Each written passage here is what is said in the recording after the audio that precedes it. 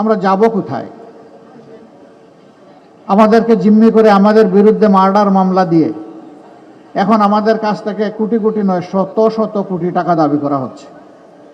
কারা দাবি করছে জানেন? এই 15.5 বছর যারা বাংলাদেশের মাটিতে ছিলেন না, পালিয়ে গিয়ে অন্য কোনো জায়গায় নিরাপদ আশ্রয় গ্রহণ করেছিলেন, ফিরে এসে তারাই সেই মামলা বাণিজ্য করছে।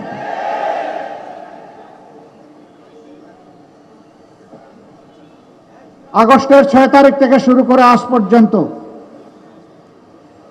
2026 সালের আজকে ফেব্রুয়ারি মাসের 8 তারিখ এই পর্যন্ত এই অপকর্ম যারা শুরু করেছিল তারা এই অপকর্ম বন্ধ করে নাই। তাদের জ্বালায় অতিষ্ঠ সাধারণ মানুষ, ব্যবসায়ী, এমনকি ফুটপাতে যে ভিক্ষুক লোকটা ভিক্ষা করে তাও ওদের কাছ থেকে চাঁদা নেই।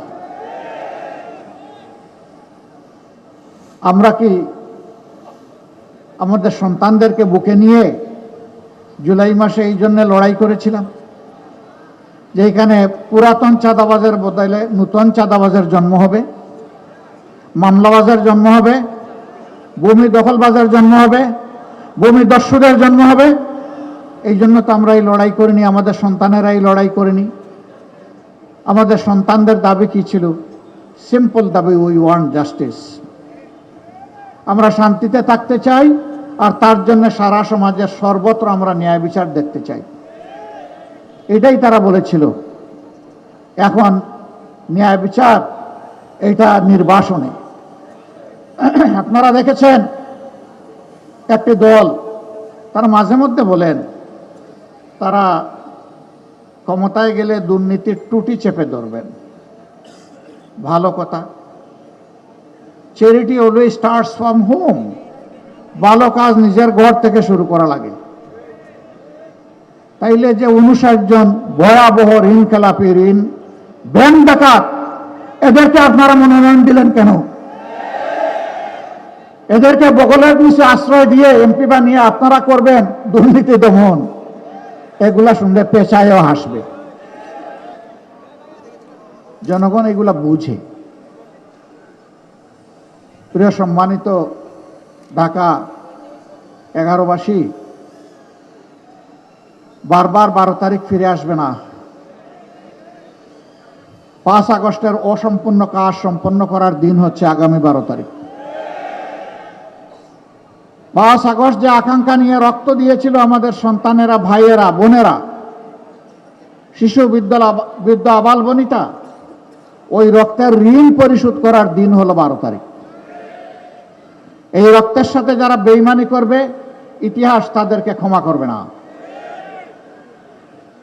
সারা বাংলাদেশ এখন জেগে উঠেছে। তরুণ যুবকেরা তাদের দৃষ্টিভঙ্গি জানিয়ে দিয়েছে। তারা বলে দিয়েছে আমরা পুরানো বন্দোবস্তে আর নাই, বস্তাপতা রাজনীতি আর ফিরিয়ে আনতে চাই না। নতুন বাংলাদেশ আমরা দেখতে চাই। বাংলাদেশে নতুন রাজনীতির উত্থান চাই। ইতিমধ্যে এই রায় যুব সমাজ দিয়ে দিয়েছে। এখন জনগণের দায়িত্ব, আগামী 12 তারিখ জনগণ ইনশাল্লাহ সেই রায় দেবে। জনগণ দুর্নীতিকে লাল কার্ড দেখাবে, জনগণ চাঁদাবাজদেরকে লাল কার্ড দেখাবে, জনগণ মামলাবাজদেরকে লাল কার্ড দেখাবে, জনগণ দখলদারদেরকে লাল কার্ড দেখাবে, জনগণ আধিপত্যবাদের গুলামদেরকে লাল কার্ড দেখাবে। আবরার ফাহাদ, আবু সাইদ, সাদি, হাদি, আমরা তোমাদের কাছে আর তোমাদের বন্ধুদের কাছে আমরা বড়ই ঋণী। আমরা কথা দিচ্ছি ইনশাআল্লাহ তোমাদের আকাঙ্ক্ষার নতুন বাংলাদেশ হলে এ দেশ এবং জনগণের সেবা করার সুযোগ পেলে তোমরা যেমনটা চেয়েছিলে আমরা তেমনটাই যৌবনদীপ্ত বাংলাদেশ গড়ে তুলব ইনশাআল্লাহ।